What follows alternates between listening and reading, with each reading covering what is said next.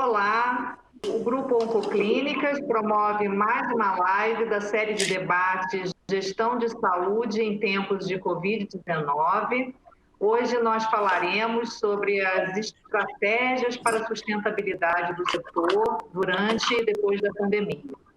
Diante das incertezas geradas pelo surto do novo coronavírus no mundo, o objetivo é abrir conversas que fortaleçam a integração do setor de saúde para a sua sustentabilidade e a expansão de ações assertivas na crise. A vida, a saúde, as pessoas e toda a linha de cuidado dependem de boa gestão e da sustentabilidade do setor. Eu sou Gisele Vitória e hoje nós vamos, quero apresentar para a nossa 29ª live o Dr. Bruno Ferrari, fundador e presidente presidente do Conselho de Administração do Grupo Oncoclínicas, Luiz Natel, CEO do Grupo Oncoclínicas, o professor Davi Calais, diretor do Centro de Estudos de Negócios do INSPER, e o professor Leandro Fonseca, economista e ex-presidente da Agência Nacional de Saúde, ANS. Boa tarde, muito obrigada. Quero agradecer tanto ao doutor Bruno quanto ao Leandro, que estão em Belo Horizonte e no Rio, que hoje é feriado, né? E nós estamos aqui conversando com vocês. Em São Paulo, né, já antecipou, estamos trabalhando normalmente, mas quero agradecer aí a disponibilidade desse tempo para a gente abrir essa conversa. Eu queria dar início, pedir ao doutor Bruno para abrir essa conversa, um pouco para a gente entender, doutor Bruno, o senhor sempre repete bastante desde o começo da pandemia e, enfim, é uma regra clara nesse momento que a gente está vivendo. O câncer não espera, né? Nesse momento a gente tem vivido muito essa realidade. E acho que seria interessante a gente fazer uma ligação de como o senhor vê, nesse contexto, por que é importante a gente discutir as estratégias da sustentabilidade do setor nesse momento, né? Propor essa integração, desse diálogo. Boa tarde. Boa tarde, Gisele. Obrigado mais uma vez aqui por a gente estar juntos. Obrigado. Boa tarde, Leandro. Boa tarde, Davi. Boa tarde, Natel. Obrigado aí pelo tempo de vocês. Eu acho que, primeiramente, né, Gisele, tem sido dias, esses últimos 90 dias, aí, dias de muito trabalho, né, de muita interação, muito aprendizado. Eu acho que de muita cooperação entre o setor, né, entre os players do setor, né, hospitais, clínicas, medicina diagnósticas, as sociedades médicas, né, alertando para um problema sério que é a epidemia do Covid, né, dos riscos, e alguns riscos desconhecidos, né, tudo muito novo para nós, né, uma doença que, vamos lá, 6 meses atrás, ninguém sabia nada sobre ela. O Brasil ainda tirou um pouco de vantagem sobre outros países, a gente no grupo, falando em oncologia, graças à parceria que a gente tem com Dana-Farber em Boston, os Estados Unidos experimentou esses problemas antes da gente, a gente ainda aproveitou e tirou vantagem e nos preparou, nos organizamos para que esses momentos difíceis chegassem, né? Então, vou te falar que nós nos preparamos do ponto de vista de fornecer e da importância de fornecer equipamentos de segurança para os nossos pacientes. Quando a gente estava discutindo ainda, a OMS discutindo, o Ministério da Saúde, é importante ou não ter máscara, a gente já estava usando máscaras. É importante ou não importante testar, o grupo estava desenvolvendo um PCR, testando seus médicos, todos seus colaboradores da linha de frente, enfermeiros, farmacêuticos, recepcionistas, o pessoal de serviços gerais, sem eles a gente não é nada, né? A desinfecção dos nossos ambientes e testando de uma maneira sistemática, né? Repetindo e repetindo mesmo nos assintomáticos. Hoje a gente não sabe se assintomático influencia no pico da epidemia ou não, mas de qualquer forma de novo, muito aprendizado, essa interação toda e essa preparação, acho que foi fundamental. Eu acho que o serviço, o setor de um modo geral, uns mais atrasados, outros não, mas de um modo geral criou fluxos, né, importantes, fluxos que garantem a segurança para o atendimento dos pacientes, né, com o Covid, fluxo para pacientes que a gente no início até pensava que era síndrome gripal e hoje a gente aprendeu que sintomas não são só de síndrome gripais, né? Outros sintomas são importantes e passaram a fazer parte de uma triagem, de uma pré-triagem, para antes que esses pacientes chegassem nos serviços, mas que também a gente não deixasse de alertar, né, que não é só Covid. No nosso caso especificamente, né, nós estamos perdendo os diagnósticos precoces de câncer. Os pacientes, por desinformação ou não uma informação adequada, não procuraram durante um período, pararam de procurar assistência médica. A gente está experimentando uma queda de novos diagnósticos. A gente tem procurado fazer um estudo epidemiológico, né, coletando dados sistematicamente dos nossos pacientes, dos nossos funcionários, dos nossos médicos, e mostrando que houve uma queda importante. Eu acho que a organização do setor, a organização dos serviços, cada um com seus fluxos especiais, mostraram que existe um caminho, né, para que a gente continue numa crise de saúde, que a saúde continue funcionando e continue funcionando em todos os seus aspectos, né? Não só na questão da prevenção e do tratamento dos pacientes com Covid, mas de todas as outras enfermidades. Então, eu acho que essa troca de experiência acabou sendo importante. Eu acho que o Brasil hoje está numa profissão tamanho, que tem um número de casos tão grande, que a gente está aprendendo e está tirando lições das nossas próprias experiências, né? A gente começou com as experiências do Dana-Farber em Boston e hoje a gente está aprendendo com as nossas próprias. Então, coisas que a gente começou e achavam que eram certos há 90 dias atrás, hoje a gente já mudou ou tem mudado de uma maneira bastante dinâmica. Então, né, você está falando hoje é feriado, para nós não é feriado há mais de 90 dias. O nosso comitê de crise tem se reunido sistematicamente todos os dias, inclusive sábados e domingos, para que a gente não deixe passar nada desapercebido e que realmente nossas clínicas, onde a gente atende nossos pacientes, seja um ambiente bastante seguro. Eu acho que a cooperação entre os diversos atores do setor vai ser muito importante hoje, vai ser importante, foi importante alguns no início e eu acho que ela veio para ficar, ela vai continuar aí. Eu acho que isso vai ser uma lição, um ensinamento dessa situação toda para o futuro. Perfeito, obrigada. Por favor, queria passar a palavra então para o Natel. Por favor, Natel, por que faz sentido a gente conversar hoje, então, sobre estratégias para a sustentabilidade do setor? Obrigado, Gisele. Boa tarde, Bruno. Boa tarde, Davi. Boa tarde, Leandro. Prazer estar aqui com vocês. Como a gente sabe, obviamente, a pandemia afetou uma série afetou o mundo em geral, mas especificamente a saúde, né? A área de saúde é que está em voga, porque isso é um efeito, é uma doença, né? Então, obviamente, a gente é o setor de saúde, mas a gente cuida de doença, né? A sustentabilidade do setor, ela se coloca em prova em vários sentidos. Eu acho que a integração do setor vai se mostrar cada vez mais importante, inclusive, e mais importante ainda no quesito do dado, né?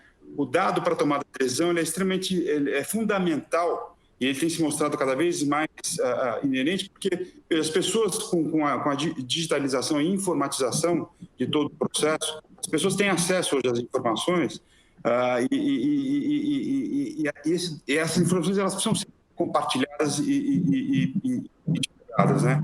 E isso se mostrou fundamental e tem se mostrado fundamental neste processo agora desta pandemia.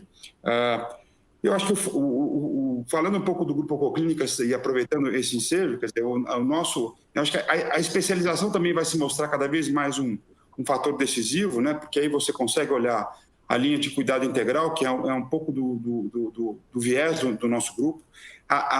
O perfil associativo, né, vai se mostrar bastante importante, né, daqui para frente, que também é uma característica do Bucoclínicas. Então, o setor tem que se unir, tem que trocar dados, tem que trocar informação, tem que focar efetivamente no paciente. O paciente tem que ser efetivamente o centro de tudo.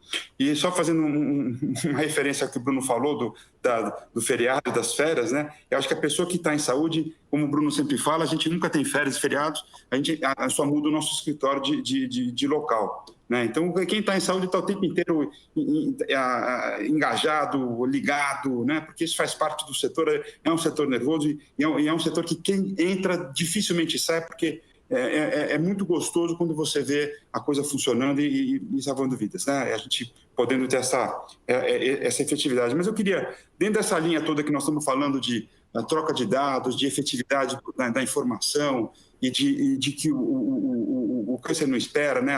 Você tem que tratar essas doenças, a comorbidade não é só a Covid, tem outras comorbidades, né? E os pacientes precisam ser tratados. Eu queria tomar a liberdade aqui. Eu vi há um ano atrás, 2 anos atrás, eu participei de um evento e eu vi uma palestra que acho que ela tem muito a ver, um caso, né, alguém que contou um caso e que acho que essa história, este caso, ele ilustra muito bem e traz todo um contexto para o que nós estamos discutindo. E eu vou tomar a liberdade aqui de pedir para o meu querido amigo aí, o Leandro, né? A gente tem uma relação de algum tempo, de muito respeito, né? O Leandro, né, quando esteve à frente da Inés, sempre foi uma pessoa muito, e continua sendo, né, na aparição da Inés, mas ele é uma pessoa muito reta, séria, e sempre levou essa característica para dentro do setor público, quando ele esteve lá na agência. Tenho certeza que como professor,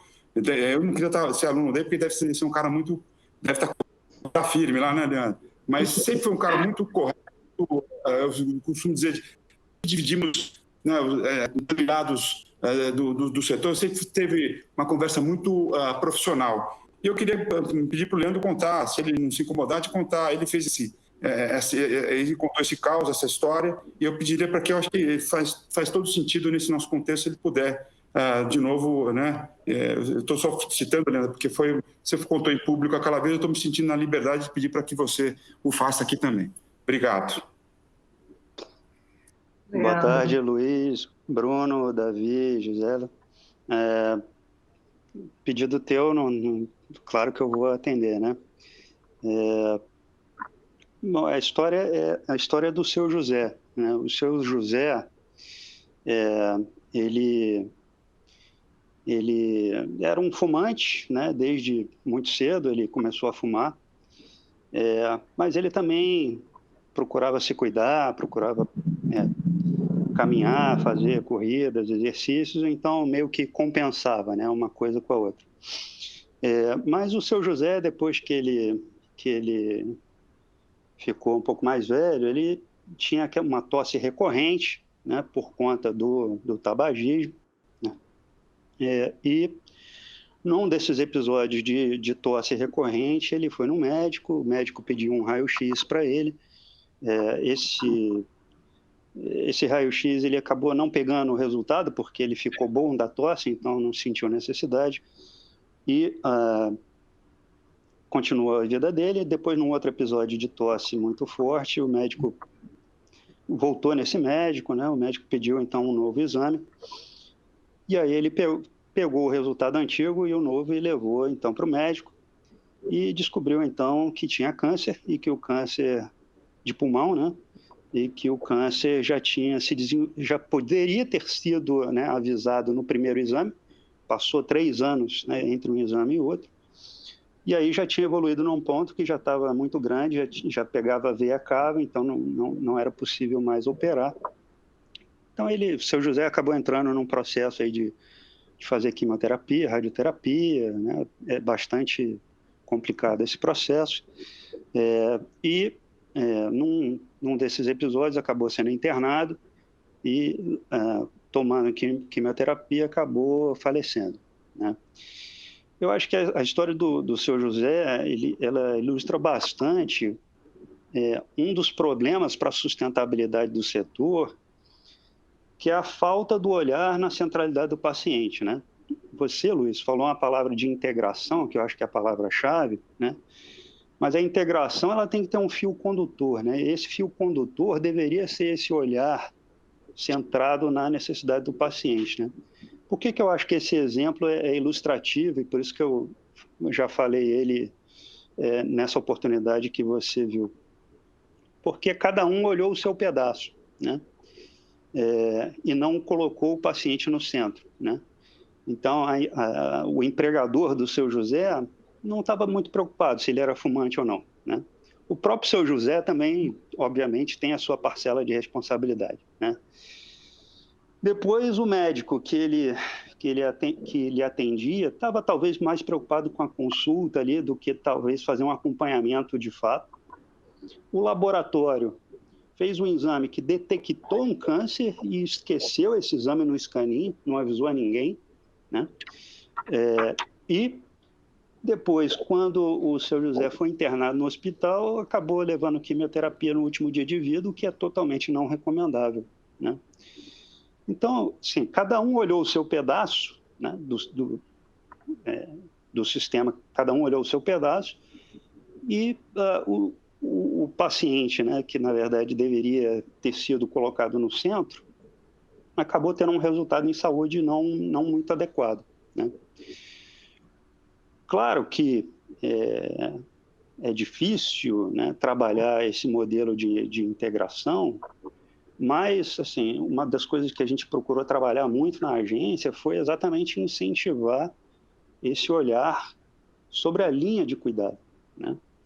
Tentar fazer com que os atores trabalhassem integrados, pelo menos nas linhas de cuidado, para garantir que haja uma centralidade do paciente. A fragmentação do sistema é um fato, né? A gente vai ter que conviver com isso, né? Tem clínicas, laboratórios, hospitais, cada um com os seus, né, objetivos.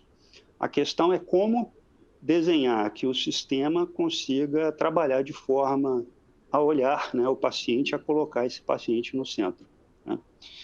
Essa falta de integração compromete muito o desempenho do setor e afeta também os resultados em saúde, né? O seu José era meu pai, né? Então, por isso que eu tenho bastante próximo aí essa história. Foi algo que eu vivi muito tentando acompanhá-lo, né, nesse processo. E por isso que eu costumo não é difícil para mim até falar um pouco sobre isso, né? Eu acabo ficando meio emocionado, mas eu acho que é um caso que ilustra bem como o sistema está fragmentado e como ele acaba não entregando um resultado em saúde que poderia entregar, né? É claro que todo o desenvolvimento tecnológico que já foi feito é fantástico, né? Tudo que a gente tem de novidade, de tecnologias, mas se não colocar o paciente no centro, eu acho que fica complicado. E essa falta de integração a gente vê também, Luiz e Bruno, na relação público-privado, né? Quando a gente olha a trajetória do paciente, né? No setor público, se ele precisa ir para o setor privado, ou o contrário, do setor privado para o setor público, existe uma falta de integração também, que acho que é uma outra ameaça também à sustentabilidade do sistema.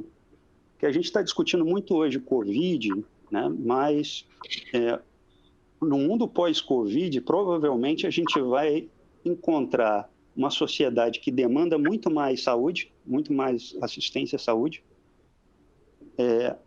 com uma economia em queda, né? As projeções são de queda de 8% do PIB, então a renda vai cair de novo, né? Depois de 2 anos de recessão, vamos ter outra recessão, vai cair de novo a renda. O governo vai ter que pagar a conta dos gastos durante o combate à pandemia, então provavelmente vai ter pouco espaço fiscal para mais gasto público, né? Então a sociedade vai demandar mais saúde, o governo vai estar pressionado dos gastos, né? A população vai estar com uma renda menor. Então, o setor privado de saúde vai encontrar um espaço para atuação, para conseguir, de fato, entregar assistência à saúde à população e precisa, então, entregar resultados em saúde de uma forma mais integrada, colocando esse paciente no centro, para que não haja desperdício de recursos e que a assistência possa ser entregue de maneira sustentável. Obrigada, Leandro. Essa sua história, ela só mostra o quanto faz sentido a gente estar aqui discutindo isso. Obrigada. Queria passar a palavra, então, para o professor Davi. Professor Davi, como é que você enxerga tudo isso que já foi falado aqui, né? E o sentido que você vê da gente estar discutindo esse momento e o setor. Por favor. Muito obrigado. Boa tarde, Gisele. Boa tarde, Bruno, Luiz, Leandro, meu colega lá do INSPER, de cursos de saúde, gestão na saúde suplementar. Obrigado pelo convite.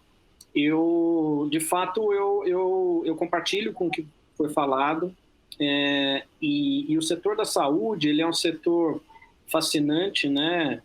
Faço, né, as palavras também do Luiz, mas ao mesmo tempo que ele é fascinante por lidar com vidas e por ter toda essa, né, essa simbologia e essa força, ele é um setor absolutamente complexo e é um setor que, se eu puder dizer, ele não está resolvido ainda os problemas que a gente tem, né? Quer dizer, acrescentando ao que o Leandro falou, além de tudo, a dinâmica do setor é uma dinâmica que, às vezes, ela se mostra perversa, né? É um setor onde você tem uma concentração cada vez maior em planos, né, de operadoras de planos de saúde. Você tem o SUS, que, né, se tem uma coisa boa, é que a sua capilaridade e sua importância estão sendo, né, ressaltadas nessa crise, né, mas ainda insuficiente, no sentido de cobertura, de qualidade. Por outro lado, os hospitais também passando por um processo de consolidação, né? Integração vertical, né? Ou seja, as operadoras tendo as suas próprias bases de referência, e uma dinâmica que às vezes não é uma dinâmica muito interessante, né? Entre quando não está consolidado, quando não está verticalizado, né? Ou seja, dado que a tabela não é vantajosa para o hospital, aumenta, né, o número de procedimentos, se tenta fazer cada vez mais procedimentos para aumentar o ticket médio, às vezes procedimentos que não são necessários. Você tem um outro lado também de corte de custos sem olhar essa centralidade, né? E no final das contas, em muitos casos, todo mundo perde com isso. Então, o que a gente está vendo agora, né, só vai aumentar, né, a sensibilidade desse problema. E a saída está muito nessa linha do que o Leandro está falando, né? Tentar olhar o paciente como um todo, centralidade, né? Questão, né, o pessoal tem falado muito a questão, né, da volta da importância, né, do médico de família, ou seja, alguém que olha a questão como um todo. Então, acho que os próximos anos vão ser fundamentais para a gente ver uma profunda mudança nesse setor, José. Perfeito, muito obrigada. Olha, a gente já está recebendo algumas perguntas aqui. Eu queria fazer aqui, começar aqui com o doutor Bruno. Na verdade, temos uma pergunta aqui do João Alberto Lampert, vem a ser o Almirante Lampert, que comanda a comunicação da Marinha do Brasil. Obrigada pela pergunta, Almirante Lampert. Acreditam que o foco no Covid, tanto por parte dos usuários como do próprio sistema de saúde, vocês acreditam, desculpa, deixa eu refazer a pergunta, vocês acreditam que o foco no Covid, tanto por parte dos usuários como do próprio sistema de saúde, ainda sem uma previsão de extensão de tempo e efeitos da pandemia, afetará o tratamento e o aprimoramento do tratamento de outras doenças? Em seguida, doutor Bruno, tem uma pergunta que eu acho que a gente pode englobar também, uma outra pergunta do Luiz de Luca. Qual será o novo modelo da oncologia? O pós-Covid será mais ambulatorial ou mais hospitalar? Desculpa, fiz muita pergunta ao mesmo tempo, mas é que tem muitas aqui. Então vamos lá, primeiro respondendo o Almirante, dizendo que é fato. Almirante. Vai afetar. Já afetou o Almirante, já afetou. Já afetou, né, a mudança, vamos lá, afetou a forma da gente tratar, afetou as pesquisas clínicas, elas foram paradas. Então, o desenvolvimento de novos tratamentos foram parados.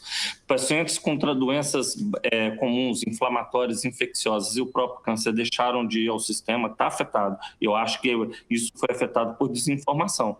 E aí não tem muita culpa de ninguém. Eu acho que é desinformação porque é tudo muito novo mesmo. A gente sabe pouco da pandemia e eu acho que o cenário ele é mais prolongado do que a gente imagina. Então, tem coisas que a gente já sabe, que distanciamento, né, que essa nova etiqueta de higiene, lavar as mãos, que a gente já educa nossos pacientes oncológicos há anos sobre isso, porque a gente usa drogas imunossupressoras e esses pacientes já são susceptíveis a infecções. Então, eu costumo dizer que o paciente oncológico é um paciente muito bem educado e está muito bem educado para enfrentar a pandemia. Porque ele tudo que a gente já recomenda fazer, ele já faz. O que a gente está fazendo agora é recomendar mais ainda, é ser mais, mais enfático e também recomendar e estabelecer que essas recomendações também sejam aplicadas para todo o seu ambiente social. Então, acho que afetou a forma da gente tratar. A gente tem procurado na oncologia, por exemplo, usar protocolos que evitem a maior frequência dos pacientes nas clínicas. A gente tem procurado fazer, a telemedicina veio e ela foi regulamentada, eu acho, para o bem ou para o mal, a maneira que ela foi regulamentada, mas ela está sendo importante, pelo menos para nós em oncologia, porque a gente está conseguindo fazer um acompanhamento sistemático e seguro de pacientes que estavam em controles oncológicos, diferenciando aqueles que precisam realmente estar na clínica, procurando criar ambientes menos densos e mais seguros para todos os pacientes. Nós fazemos pesquisa clínica e vimos que os protocolos pararam. Eu acho que não criou o ambiente, não ficou propício para a gente estudar novas modalidades de tratamento nesse momento, né? Nós acabamos de encerrar o Congresso Americano de Oncologia Clínica. Um terço do Congresso foi falado de Covid, foi sobre Covid, pacientes oncológicos, riscos, como lidar com isso e as preocupações de perdas de diagnósticos precoces. Nós estamos aqui numa luta de 20 anos, né, ou mais, falando da importância da prevenção. Nós estamos aqui, se tem uma coisa que o Brasil fez e fez muito bem, foi uma política antitabagismo, né, políticas, campanhas de antitabagismo, e o tabagismo realmente diminuiu no Brasil. Isso vai fazer com que você imagine que um terço de todos os casos de câncer que a gente trata estão relacionados ao tabagismo de uma maneira direta ou indireta. É muito grande isso. Então, e uma outra coisa é que a gente briga pelo diagnóstico precoce, porque a gente sabe que com diagnóstico precoce nós vamos curar mais pacientes. Então, se as taxas de mortalidade estão caindo, principalmente nos países desenvolvidos, é porque o diagnóstico precoce aumentou e porque novos tratamentos vieram. E, de novo, não é porque é novo é que é melhor. A gente tem que aqui pensar muito, né, naquilo que é clinicamente relevante daquilo que é novo.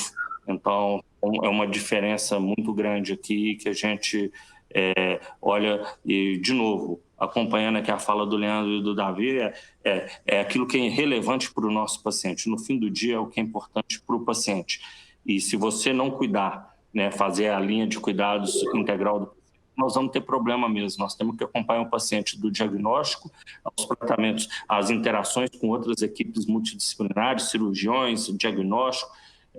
Não é raro, né, num sistema igual ao nosso, você pegar um paciente que chega para uma consulta com 5, 6 tomografias do mesmo órgão, do mesmo sistema, feitos num período de 2 meses, por preferência dos médicos, ou porque, não, esse aqui eu não sei agora está com um sintoma novo, e vamos fazer um novo exame. Quer dizer, são os absurdos que a gente tem que viver no sistema. Isso tudo faz parte da não integralização, né, da não centralização dos dados daquele paciente, seja no público ou no privado, aonde aquele paciente for, ele deveria se ter um acesso de tudo, de toda a jornada daquele paciente, né, durante a história da doença dele, para que facilitasse e otimizasse, né, que ele realmente estivesse no centro de todas as atenções.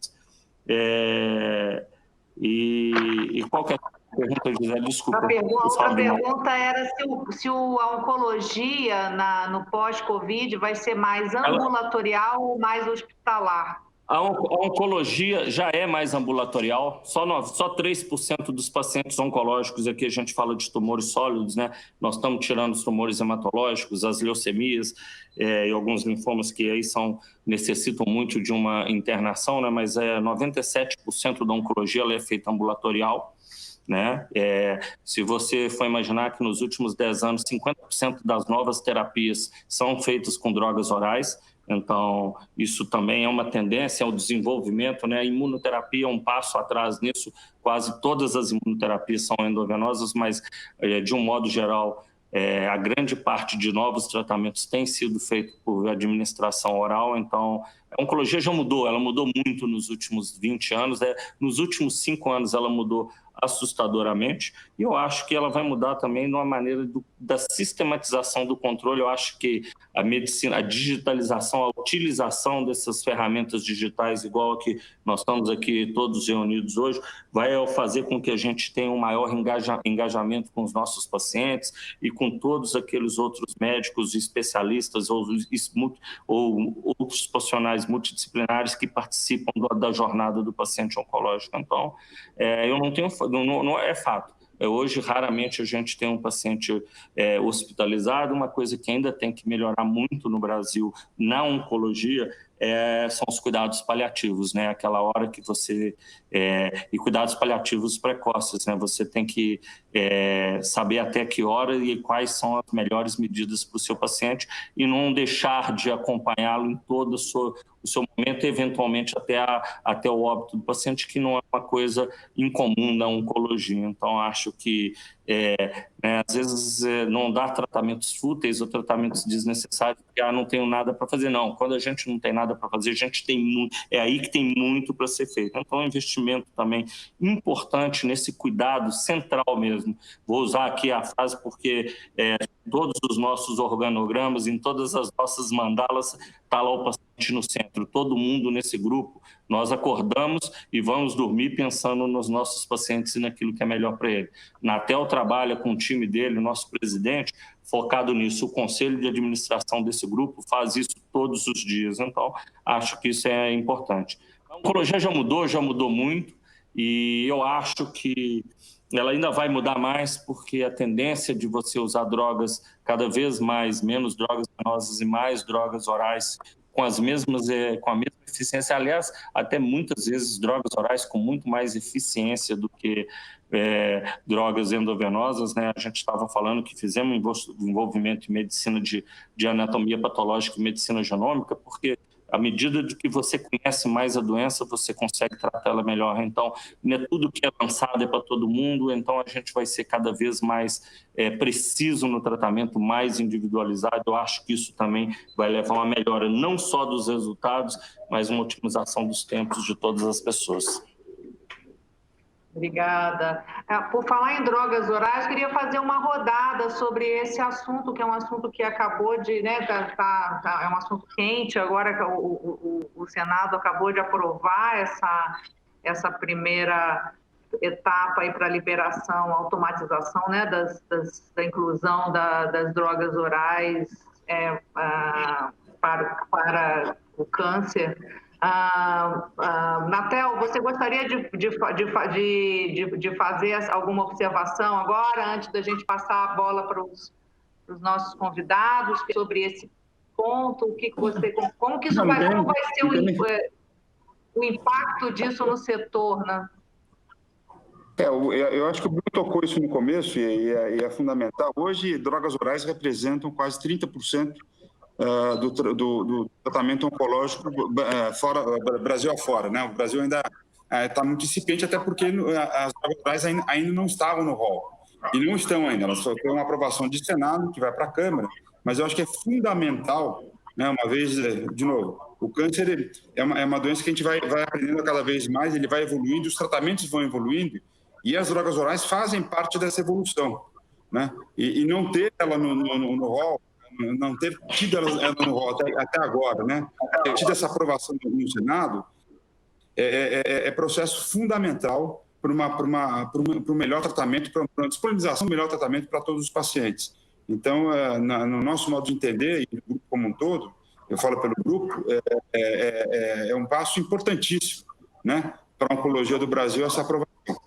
Eu deixo só corrigindo aqui. Colegas... Só corrigindo aqui, Natel, uma parte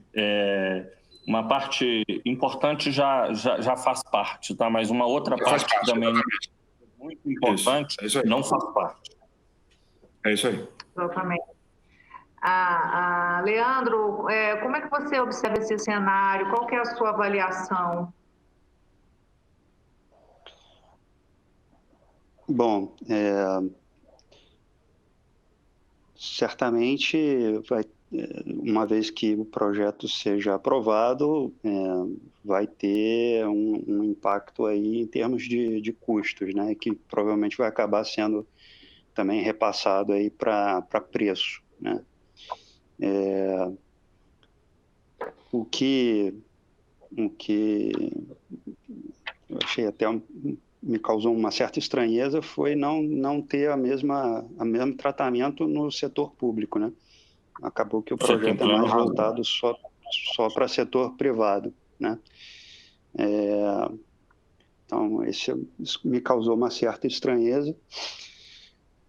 Agora, quando a gente olha a experiência internacional, acho que nesse ponto é interessante comentar que em boa parte dos países aí desenvolvidos e com sistemas de saúde robustos, há um processo de avaliação de tecnologia em saúde, né? E esse processo de avaliação de tecnologia em saúde é que acaba sendo decisivo para decidir se vai incorporar ou não, né? Nos Estados Unidos é um pouco diferente, porque lá você tem aprovação pela agência reguladora sanitária, né, que é o FDA, mas, na verdade, acaba que o que decide se vai incorporar ou não é o reembolso, né? É o nível de reembolso que o beneficiário, né, de um seguro-saúde lá teria direito. Tirando os Estados Unidos, portanto, né, os demais países desenvolvidos procuram fazer um processo de análise de tecnologia em saúde para fins de decidir sobre incorporação. Havia uma discussão na época do ministro Mandetta de aprimorar esse processo de avaliação de tecnologia em saúde, aproximando, né, o processo que era feito no setor privado pela ANS, essencialmente, do que o Conitec faz, né? A ideia, eu participei de reuniões sobre isso, junto com o Denizar, na época, a ideia é um projeto de fazer, então, uma aproximação da análise de tecnologia em saúde feita para fins de incorporação com o próprio registro do produto na Anvisa, que faria, então, essa avaliação de segurança e eficácia do produto, e a coisa pudesse caminhar de forma mais célere, né, esse processo de análise.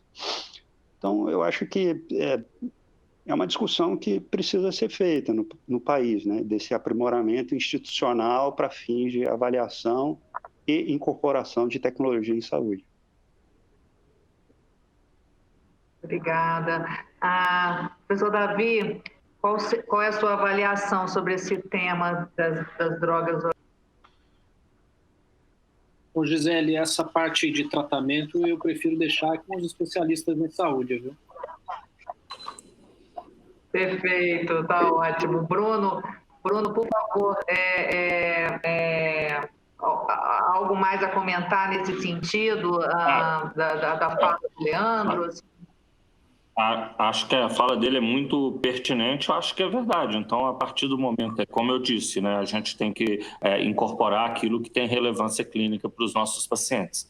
Então, no Brasil, nós temos um processo que a Anvisa aprova, e aí depois a gente não pode incorporar. Então, acho que o processo ele deveria ser mais unificado, né, de modo que, uma vez para aprovar um medicamento, ele deveria ter quais são os critérios que sejam objetivos, e que tenha realmente uma avaliação, né, da eficácia e da toxicidade desse tratamento. No nosso grupo, nós temos o NATS, o Núcleo de Avaliação de Tecnologia. Não é porque a droga está aprovada no Brasil que faz parte dos nossos protocolos. Para estar dentro dos nossos protocolos, tem que ter relevância clínica para o doente. Então, aprovei uma droga, automaticamente, o plano de saúde paga. Não é por isso que vai estar dentro do nosso protocolo, não é verdade. Então, nós temos um grupo de especialistas que se reúne e faz a análise com critérios objetivos, usamos inclusive os critérios da Sociedade Americana de Oncologia Clínica, um dos critérios que nós usamos para saber se aquela droga é eficaz, se existe tratamento similar, se a toxicidade é similar e a relação de farmacoeconomia da incorporação ou não de determinada tecnologia. Agora, aqui em relação às drogas orais, nós temos drogas com registro, com indicação em bula, algumas dessas drogas muito relevantes. Nós temos drogas aqui que se mostram 50%, 60% superiores a qualquer tratamento oncológico para determinadas doenças que não estão no rol. Eu vou falar de drogas para tratamento de câncer de pulmão, por exemplo, para tratamento de câncer de mama, importantes. E são drogas que, no fim do dia, elas acabam sendo substitutivas. Muitas delas, muitas vezes, não. A gente acaba ganhando mais uma linha de tratamento para o paciente, obviamente, que isso vai estar incorporado, né? vai ter um impacto de custo. Mas tem um outro comentário também do Leandro e do Davi que eu acho que é muito importante. Eu acho que a pandemia trouxe uma nova visão, um novo olhar para a saúde. Não é para o Brasil não, gente, é para o mundo. Precisa-se investir em saúde, precisa-se ter um olhar diferente para a saúde. Fato. Essa pandemia pegou muitos países desenvolvidos, e eu vou falar Estados Unidos, Inglaterra, com as calças na mão, lamentavelmente. Né? Você pega países onde tem um sistema mais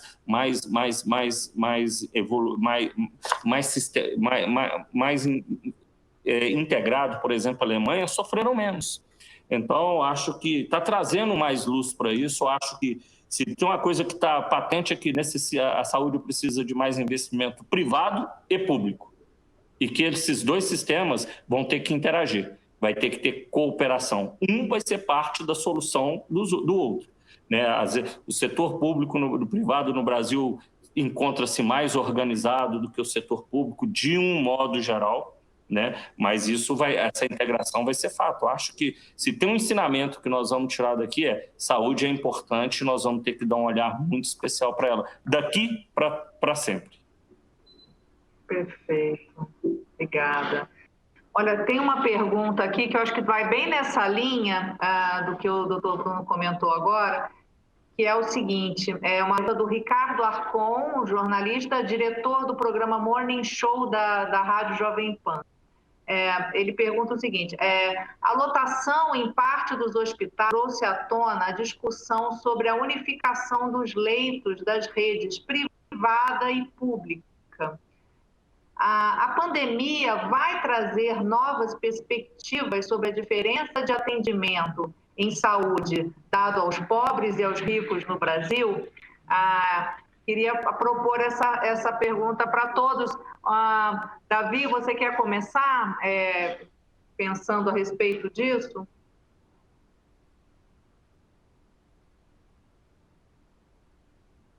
Oi? Você deve estar no mudo, Davi. Está no mudo. Então eu achei que eu estava no mudo. Pronto. Agora ouvimos você.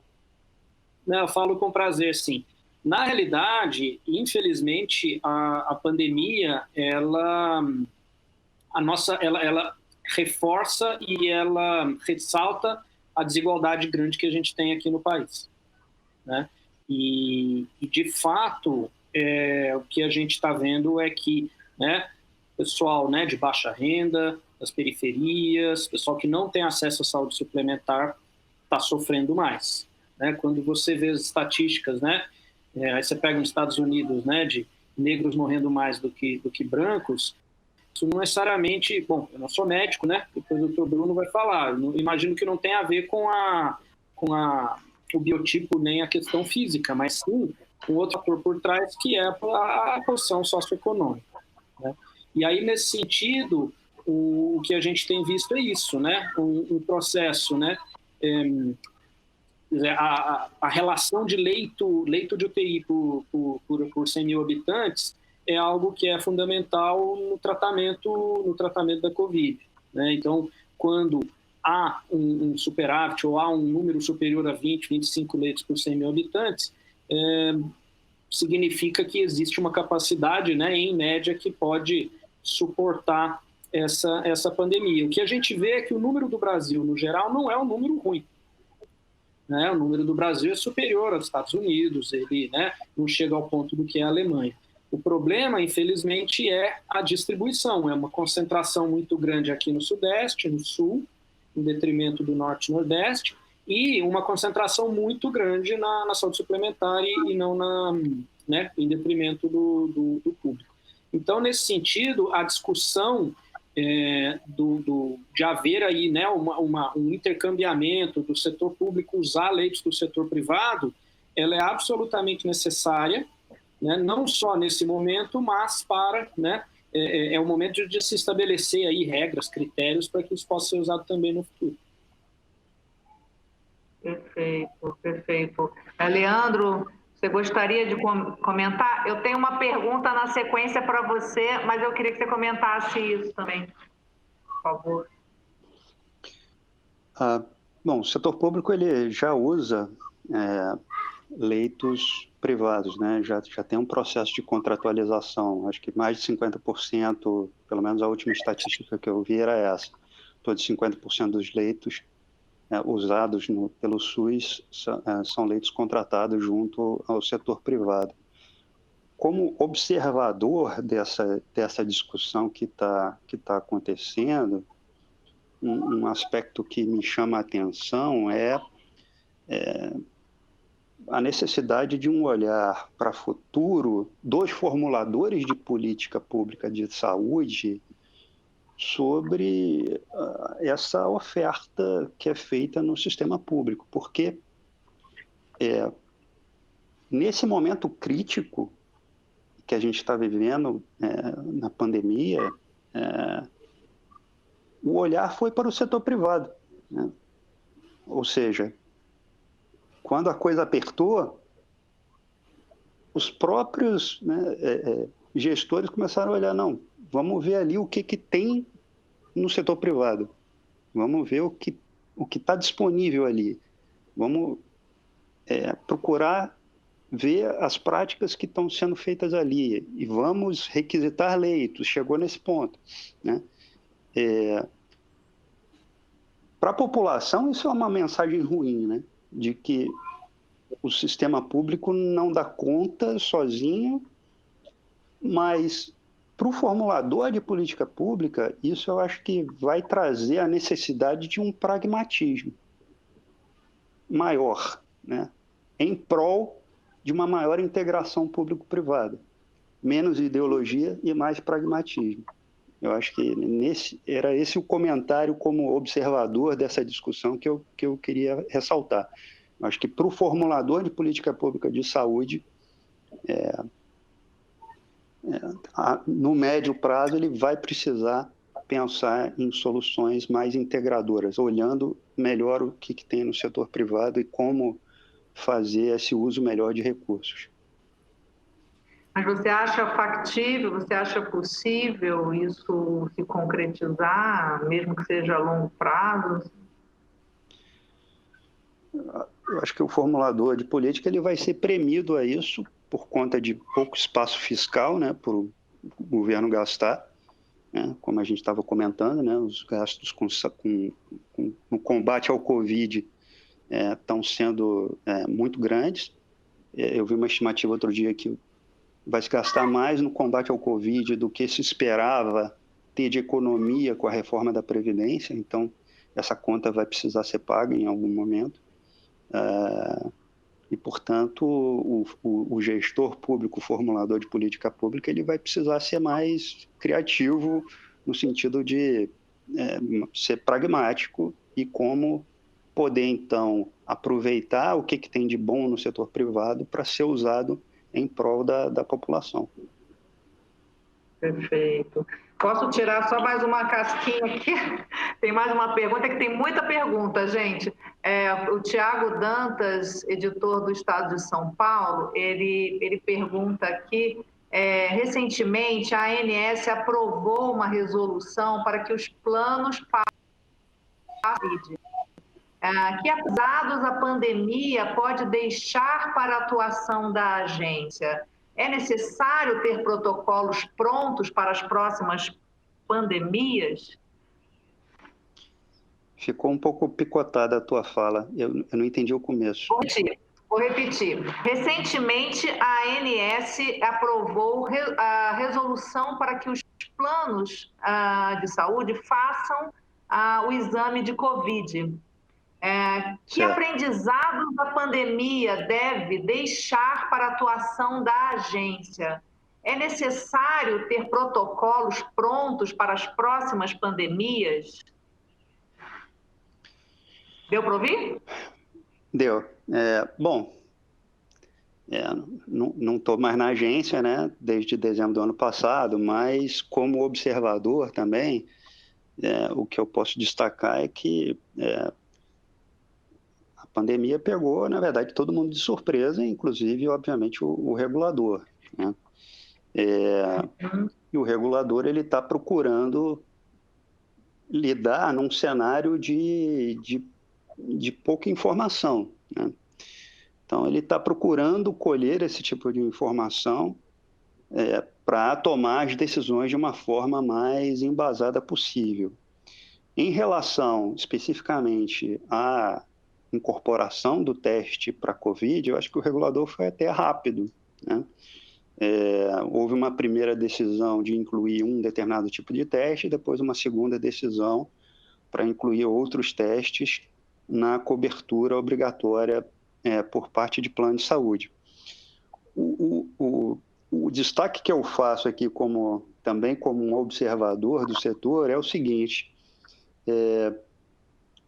no começo da pandemia, não sei se você vai se lembrar, mas as seguradoras de saúde lá nos Estados Unidos tiveram a proatividade de anunciar logo de pronto, né? Vamos cobrir todos os testes, né?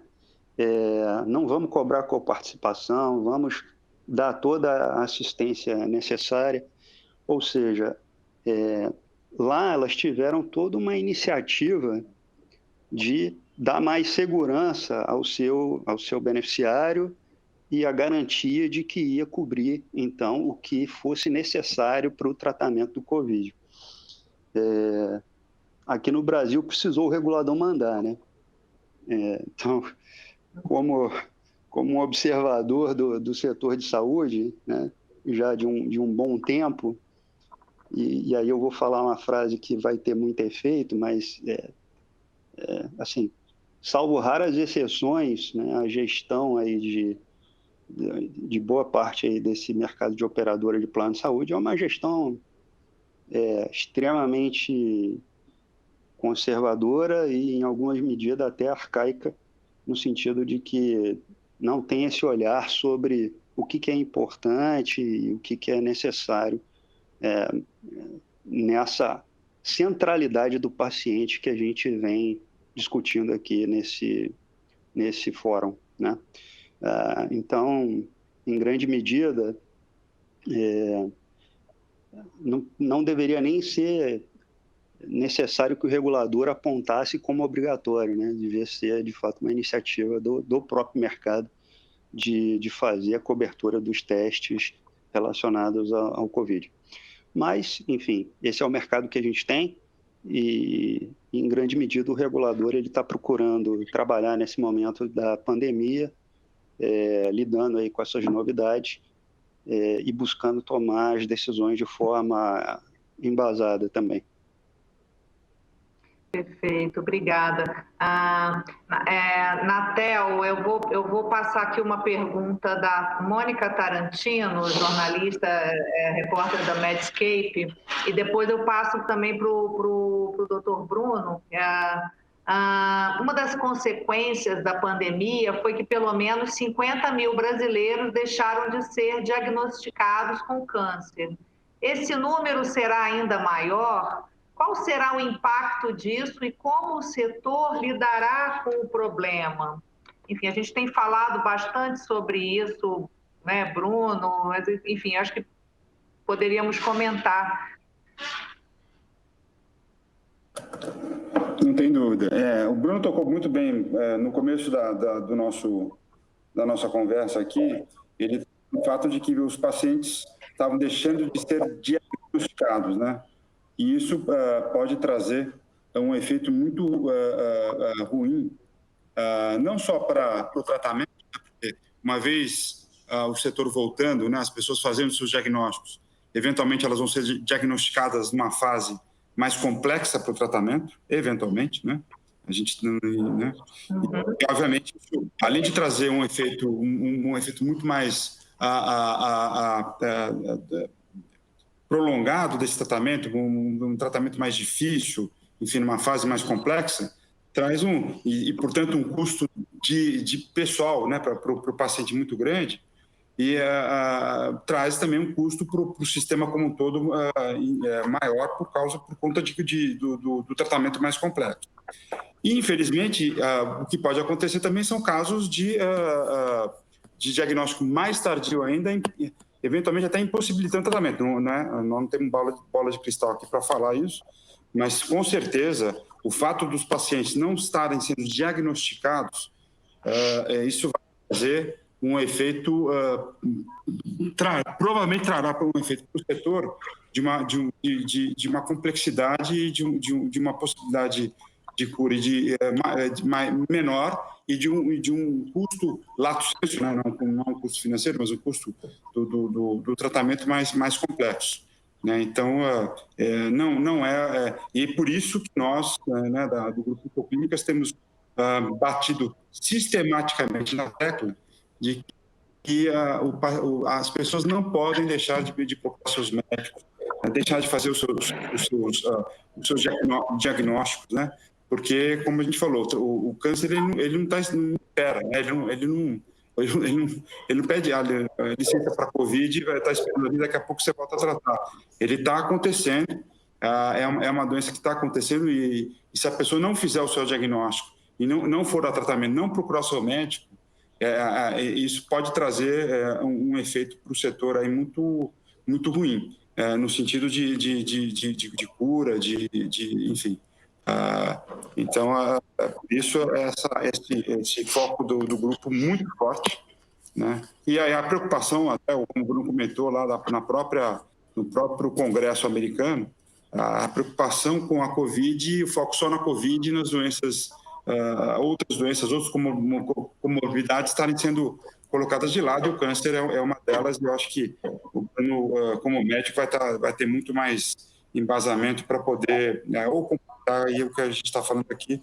Eu vou passar aqui a palavra para que ele possa Bruno, queria até emendar nesse comentário que você vai fazer, uma pergunta da própria Mônica Tarantino também, que pede para você comentar os principais avanços da oncogenética que talvez tenham sido apresentados na ASCO, que como eles podem ser incorporados desde já à clínica.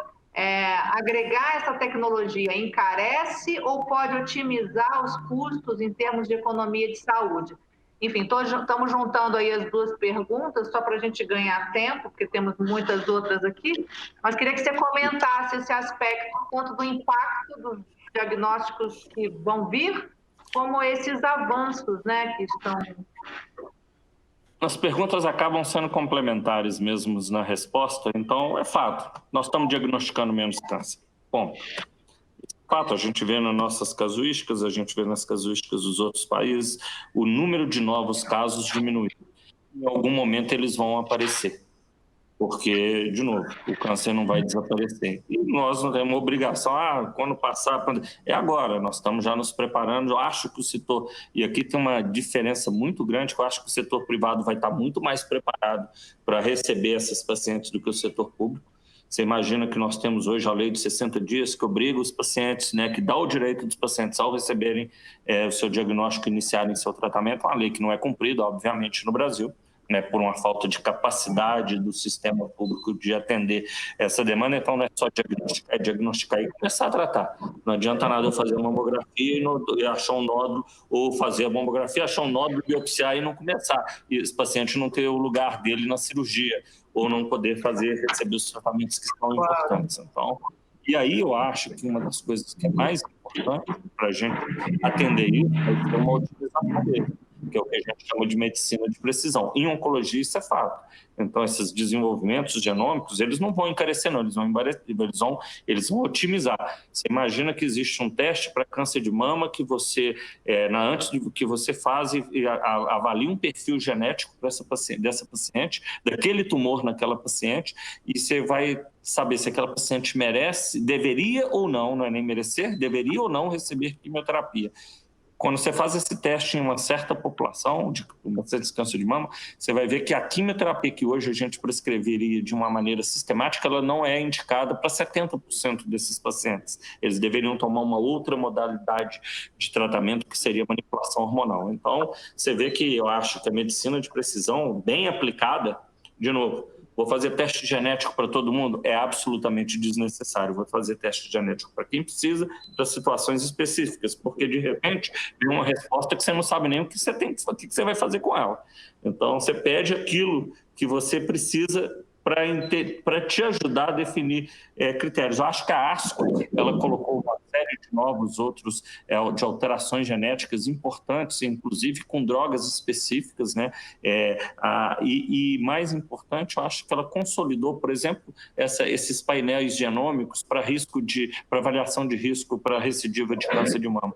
Então, foi muito... A gente pode falar aqui um dia inteiro sobre isso, mas é importante, tem sido importante, isso vai ser importante para que a gente trate de uma maneira mais eficaz nossos pacientes daqui para frente. Até mesmo porque, como disse o Natel, e é que a gente tem visto, e pode ser que isso não aconteça, eu acho pouco provável que não aconteça, eu acho que nós vamos experimentar um número maior de diagnósticos um pouco mais avançados. E um pouco mais avançado em oncologia pode ser a diferença entre curável e não curável. Perfeito. Lembrando só que, para quem não sabe, está nos escutando, que a ASCO é o maior congresso de oncologia do mundo, a Sociedade Americana de Oncologia Clínica que promove, enfim, acabou de acontecer agora virtualmente. Tem uma pergunta interessante aqui que eu queria fazer para os nossos convidados, que é o seguinte: estudos sobre mudanças climáticas globais prevêem que pode haver ampliação de frequência de pragas, inclusive insetos, e epidemias devido às alterações climáticas. Como o setor de saúde está se preparando para atender a população diante desse risco de haver maior frequência dessas situações extremas? E nesse aspecto, como assegurar, né, que dentro do setor, que o setor comporte essas novas ondas que talvez a gente passe a viver. Davi, você gostaria de falar? Oi, falo sim, Gisele. Bom, mas calma, né? Deixa a gente passar a primeira antes, né? Problema né?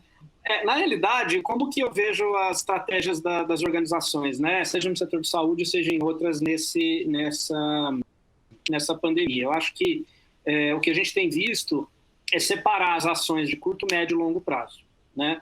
Curto prazo precisa... Agora vou usar uma frase do Leandro. O Leandro já sabe a frase que eu aprendi com ele, né?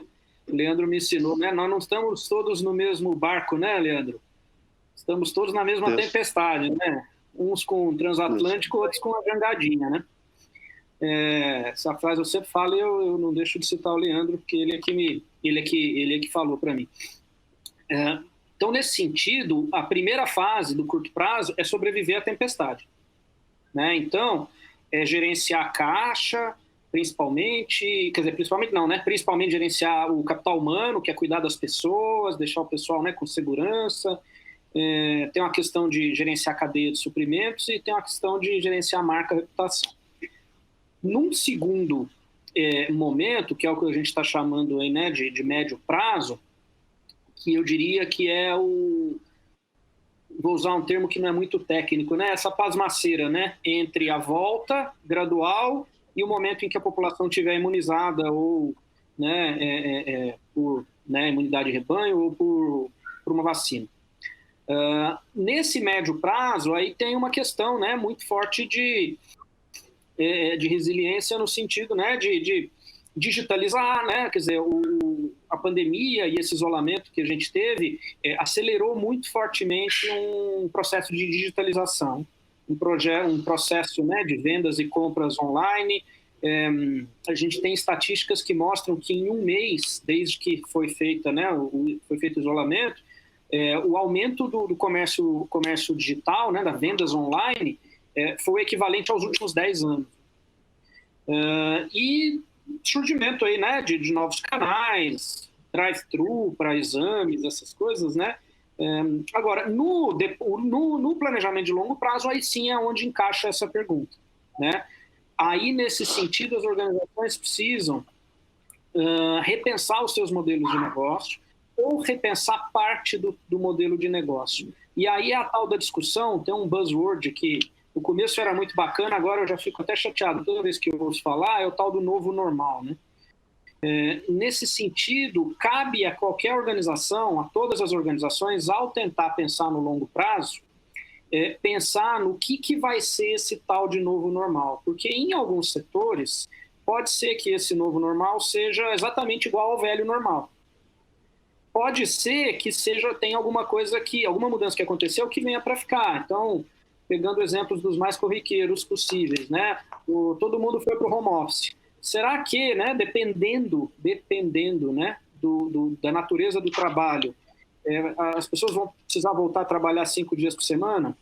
Né? E aí não é o 0,80, o 8,80, né? Pode ser que, por exemplo, tem uma organização que a gente está acompanhando, que eles vão voltar home office 2 dias por semana. Você pensar, não é muita mudança. Reduz 40% do tamanho do escritório. Né? E outras não. Né? Aí, nesse sentido, em ambientes de incerteza, Gisele, a recomendação é pensar em cenários. Né? Existe uma técnica em estratégia que ela é muito interessante, que consiste em você se planejar não para mas para mais de um futuro possível. Né? Como assim? Né? Você identifica grandes eixos, você identifica tendências, identifica grandes cenários, e para cada cenário você já desenvolve estratégias ofensivas, né, de ataque e estratégias de defesa. Então, certamente, para o longo prazo, no setor da saúde, um dos cenários que deve aparecer na maioria das organizações é o cenário de novas ocasiões semelhantes a essa que nós estamos vivendo. Né? Certamente, vai ser muito importante que, se isso acontecer de novo, as empresas não podem ser pegas de surpresa, né, do jeito que isso foi falado aqui. Então, é nesse sentido, né? Não dá para prever que vai acontecer isso, né? Mas estar planejado, você saber o que você deve fazer caso ocorra, né? Isso a técnica de cenários pode ajudar bastante. Perfeito.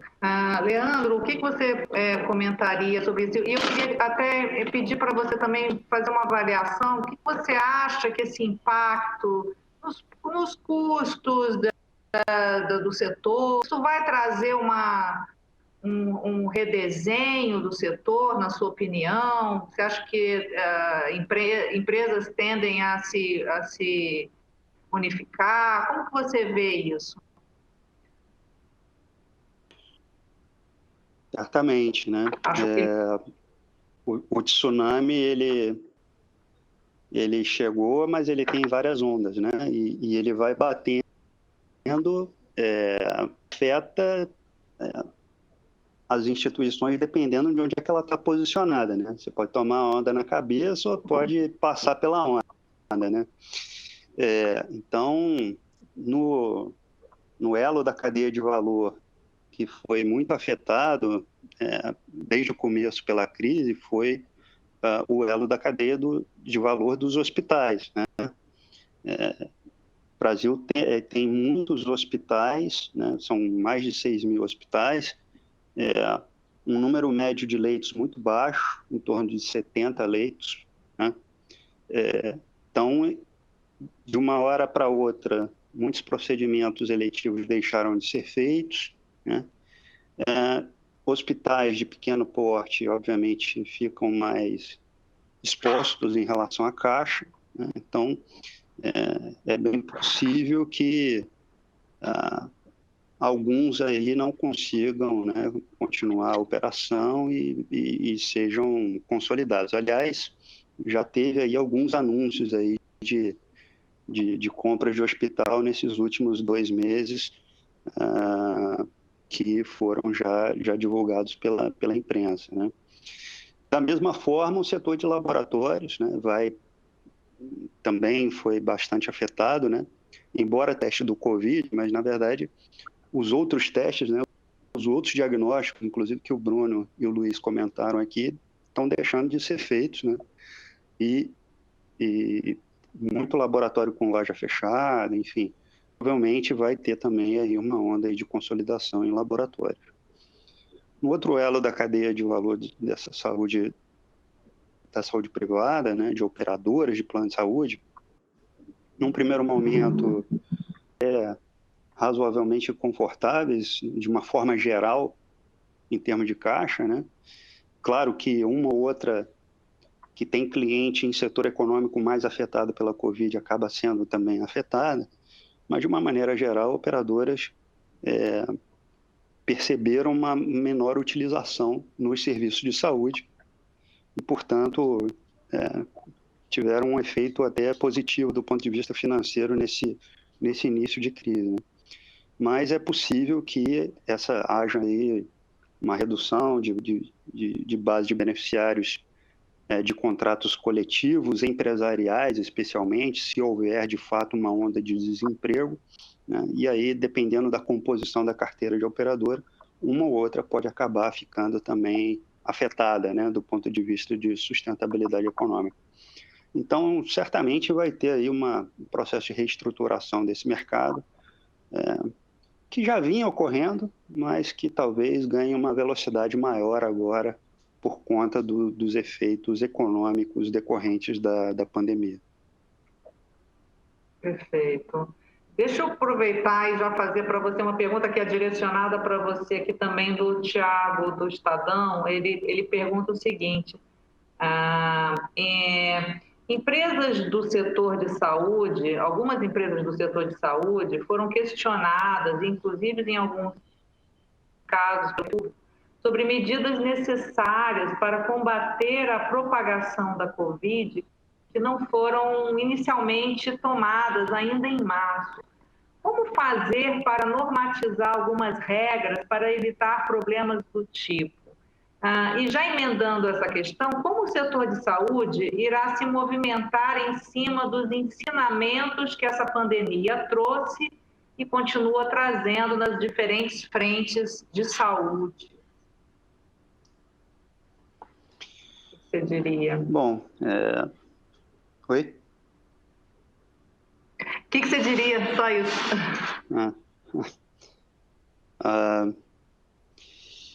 A primeira parte da pergunta, eu realmente não entendi a relação que ele... Eu vou repetir, então.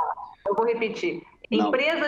Algumas empresas do setor de saúde foram questionadas, inclusive em alguns casos pelo Ministério Público, sobre medidas necessárias para combater a propagação da Covid-19 que não foram inicialmente tomadas. Eu acho que foram alguns casos, enfim... Eu desconheço. Eu desconheço ações do Ministério Público. Talvez a pergunta possa ser o seguinte: como fazer para normatizar regras, padrões para todos os, né, para evitar problemas desse tipo?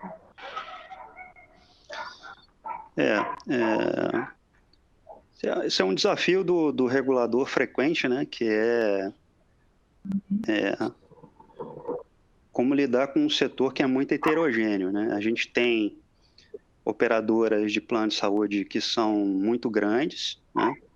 Que são as mais conhecidas aí do mercado, mas quando a gente olha o total de operadoras do mercado, tem em torno de 720 operadoras de plano médico hospitalar, e dessas 720, em torno de 400 operadoras com até 20 mil beneficiários, né?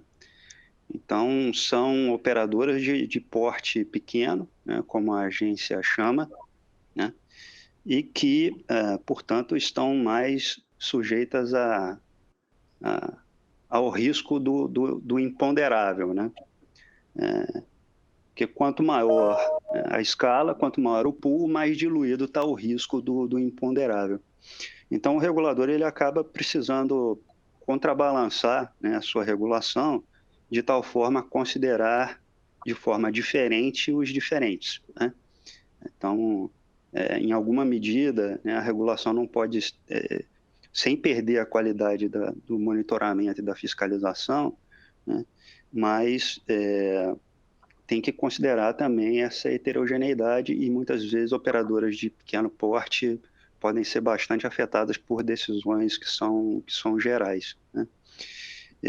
Mas, enfim, o regulador está tendo também que aprender a lidar com esses novos desafios e vem procurando fazer o seu trabalho aí de forma mais transparente, inclusive aproveitando essas ferramentas aí que a gente passou a usar mais agora, né, de videoconferência e teleconferência. Isso Perfeito, obrigada. Uma observação que eu faço, né? Só lembrando, eu saí da agência em dezembro do ano passado, então eu estou falando aqui como um observador e não como um representante da agência. Tem outro aspecto também, né, Leandro? Que a regra tem mudado rapidamente, né? Então, o que é certo hoje, daqui uma semana, talvez não seja mais o certo ou o padrão. Nós estamos frente a uma coisa desconhecida. Então, acho que fica difícil para o regulador e para os próximos serviços de saúde se adaptarem rapidamente para mudanças rápidas de num contexto de tão desconhecido. A gente fala isso porque o sistema, frente aí, grupo, né? Só complementando um pouco, né? O sistema ele já trabalha um pouco no limite, né? Então, isso. Na verdade, a adaptação precisa ser rápida, mas considerando que o sistema ele já trabalha no limite. E só lembrando, né, nessas mudanças muito, né, o próprio órgão regulador mundial, né, que é a OMS, mudou algumas vezes as suas próprias indicações, né? Então um pouco corroborando aí com o que a gente tem falado, que a coisa é muito nova e tem muita coisa que a gente está aprendendo diariamente. Então essa agilidade às vezes não é possível.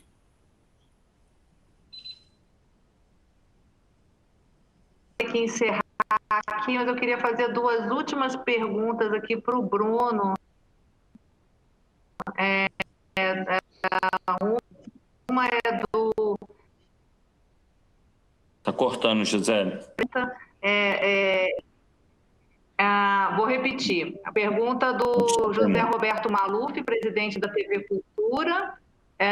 Ele pergunta se as pessoas, que sempre é uma dúvida, se as pessoas que já tiveram Covid e se curaram, elas ficam realmente imunizadas. E, sendo assim, se elas eventualmente não ficam imunizadas, como é que a gente como é que o sistema pode estar preparado para suportar futuras ondas de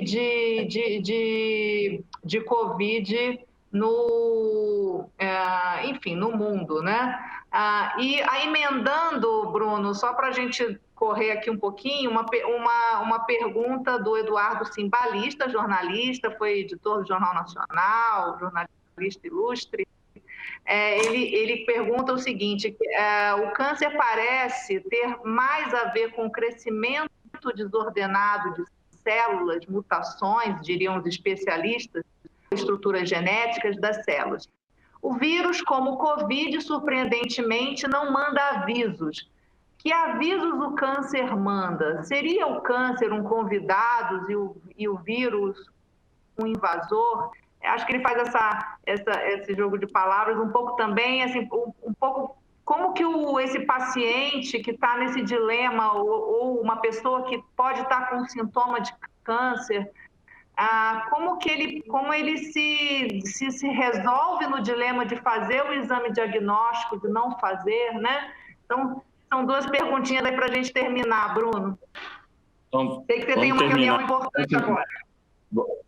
Vamos começar com a questão da imunidade. Eu participei, tem umas 3 semanas atrás, com um grupo de investigadores, você tem uma ideia, do Instituto Weizmann. É um instituto que a gente tem em Israel, que a gente tem um relacionamento muito próximo.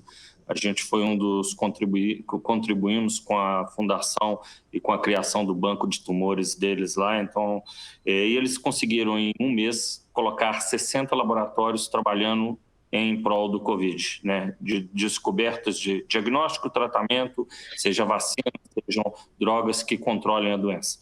E um posicionamento dos virologistas lá, muito importante, é que nós já tivemos há mais tempo atrás outra infecção por vírus tipo Covid não tão significativas quanto essa e outras infecções virais, e o que parece é que num período de 2 a 3 anos, essa imunidade está ali mesmo. É o que a gente vê com as vacinas, né? A gente está sempre se vacinando aí para o influenza, o H1N1, porque essa imunidade ela é temporária, ela parece que ela é uma coisa que se sustenta aí por 2, 3 anos. Então, é o que vai nos dar tempo aí. Eu acho que eu sou bastante otimista.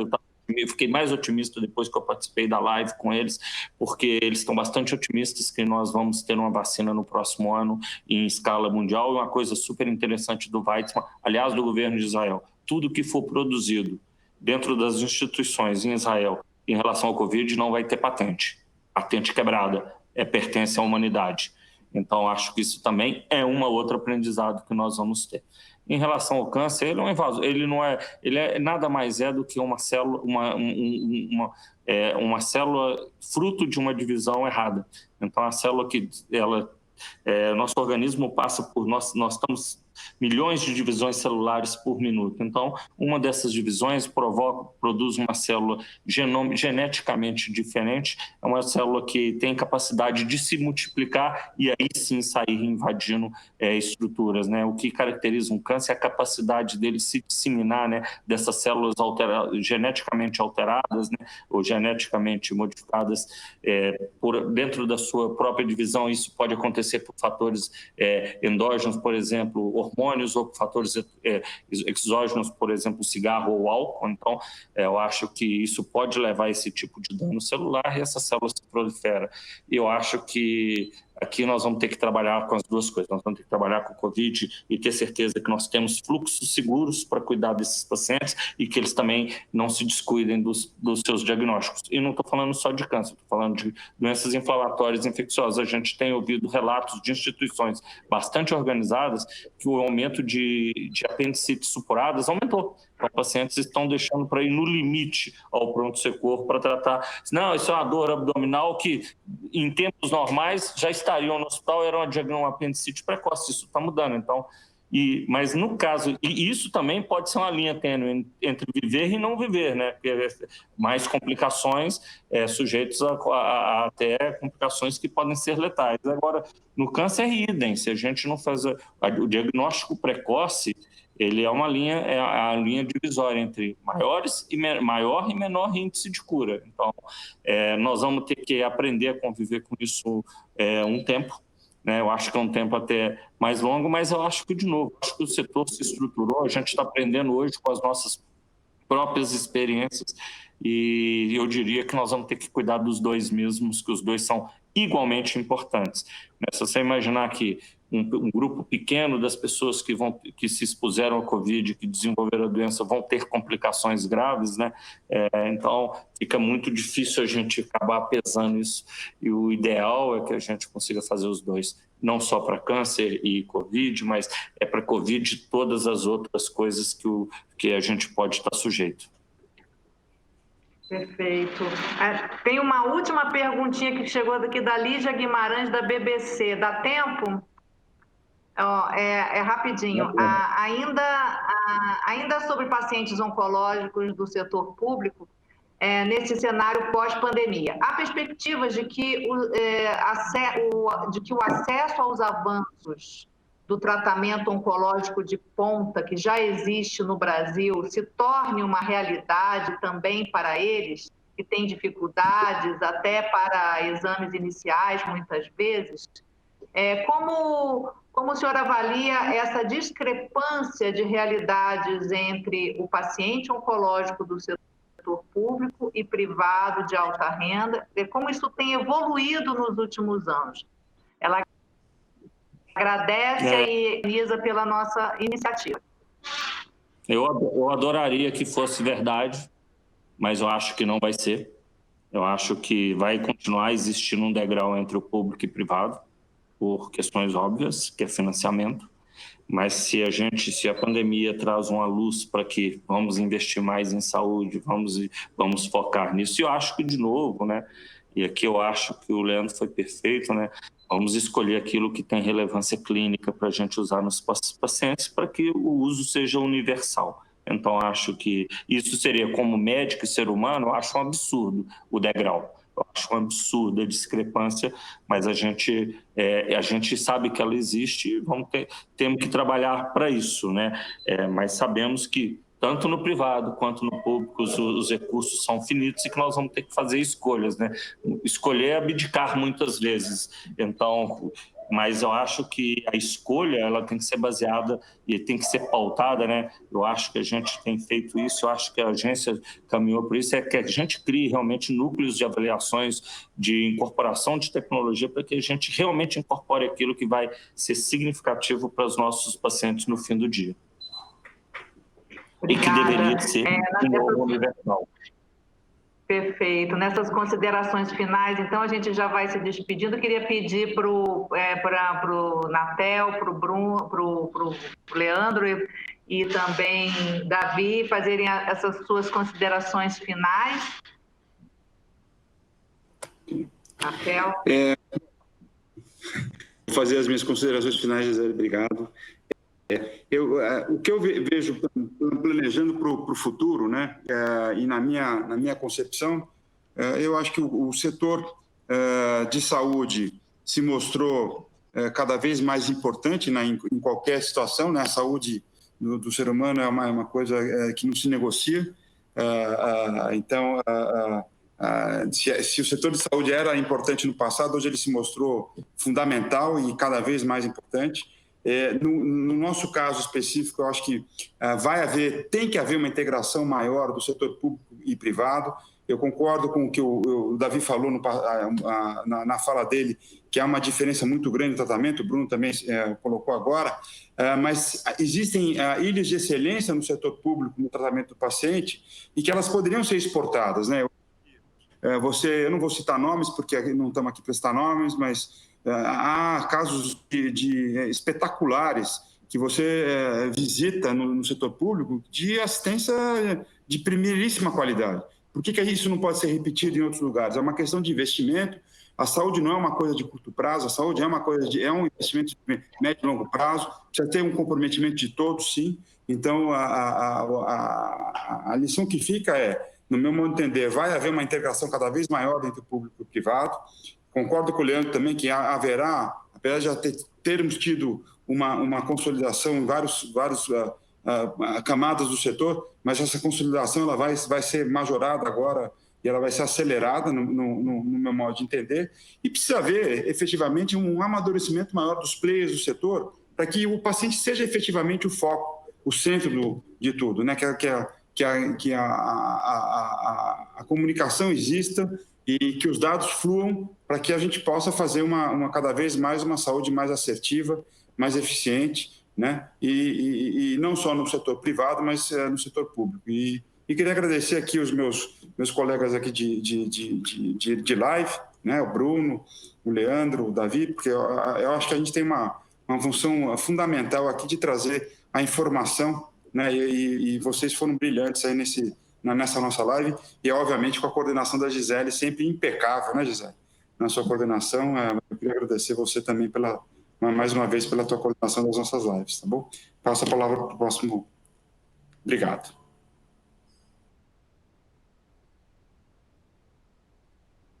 Eu quero também agradecer o convite. Obrigado, foi um prazer estar aqui. Obrigado, Luiz. Obrigado, Bruno. Prazer falar contigo, Gisele. Prazer reencontrar meu amigo Davi. Minha consideração final é tentar uma fala um pouco mais otimista, né? A gente vai sair dessa crise, a gente vai ficar bem, vamos sair dessa crise em breve. E nós que trabalhamos no setor de saúde, a gente vai ter um setor de saúde cada vez mais valorizado, né, pela sociedade, e a agenda, né, de formulação de política pública e discussão de política pública vai ter que ter saúde nessa agenda, né? Então, é um setor que, de fato, vai requerer uma maior atenção dos formuladores de política e para dar uma resposta mais adequada, né, às demandas da sociedade que vão ser crescentes no setor de saúde e encontrando aí uma dificuldade econômica pela frente. Mas acredito muito nas lideranças do setor de saúde. A gente tem aqui Bruno e Luiz, duas grandes lideranças do setor de saúde, junto com a academia, representada aqui pelo Davi. Acho que se juntar as lideranças do setor de saúde com o que a gente tem de melhor da academia, a gente consegue também contribuir para os formuladores de política pública lidarem melhor, né, com soluções que de fato atendam melhor às necessidades de saúde da população. Então, obrigado, que tenhamos todos aí serenidade para enfrentar essa crise, coragem, né, e sabedoria para tomar as decisões certas. Amém. Bom, eu acho que a minha mensagem é na mesma linha, né? Acho que a gente acredita que vai passar, mas eu vejo um outro ponto positivo disso tudo que a gente está passando, que é a valorização cada vez maior da ciência, né? Então, em épocas aí onde a gente viu ataques e valorização de outras coisas, nunca acho que se estudou tanto sobre o mesmo tema em tão pouco tempo, né? Acho que já foram, se não me engano, 50 mil papers já publicados sobre esse assunto, mas mais do que isso, né, os cientistas viraram os popstars aí, né? Então, tomara que isso sirva para que a gente valorize cada vez mais a ciência, que tomada de decisão de política pública, né, Leandro, seja com base não em ideologias, mas em evidências, né, e que a gente possa, né, sair disso com uma conscientização muito maior da importância da saúde e a importância de boas políticas públicas. E a última mensagem que eu queria fazer era, acho que em nome, né, como cidadão, agradecer tudo que os profissionais de saúde nos seus diversos ramos, né, sejam médicos, enfermeiros, né, e todos os que trabalham na parte administrativa e de back-office estão fazendo por nós, né? Acho que todos merecem uma salva de palmas aí pelo trabalho heróico que estão fazendo. Finalmente, muito obrigado, viu, né, Bruno, Leandro, Luiz, e principalmente, né, você, Gisele, pela organização e pelo convite. Obrigada. Bruno, Leandro, considerações Davi, finais. Davi, em nome da nossa linha de frente, a gente te agradece assim, essa homenagem, porque eu vou te falar, nós aqui temos feito isso diariamente, sabe? Ir ao front num momento desse, colocar, apesar de todos os fluxos de segurança, mas colocar a nossa a prioridade do próximo em primeiro lugar não é fácil mesmo. Eu também, acho que a gente tem procurado fazer isso não só para quem está na nossa linha de frente, nossos médicos. Você sabe, eu sou médico, eu sou oncologista, continuo vendo os nossos pacientes e estamos ali no dia a dia junto com todos os nossos 850 profissionais médicos, mais nossas enfermeiras, as recepcionistas, assim, todo mundo trabalhando. E uma coisa que é importante, a gente está cuidando da saúde deles, mas também cuidando da saúde emocional, psicológica dessas pessoas, sabe? Não tem sido fácil e ter esse tipo de reconhecimento é muito importante para a gente continuar se movendo em frente, tá? Te agradeço, assim, muito, agradeço também ao Leandro por por estar aqui com a gente, procurando dar informação de qualidade. Agradeço mais uma vez o Anatel em público por manter aí nosso navio aí no meio dessa tempestade no rumo certo. Então, muito obrigado a todos, tá?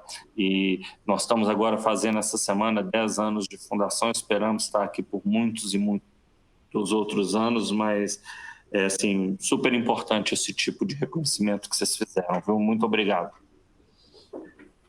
Obrigado você, Muito Bruno. Obrigado. Bem, chegamos ao final. Muito obrigada à nossa audiência. Obrigada, Anatel, Bruno, Leandro, Davi. E a gente volta na próxima semana com mais uma live do Grupo Oncoclínicas. Até Obrigado, lá. Boa noite. Boa noite, obrigado. Obrigado. Tchau. Boa noite. Obrigado.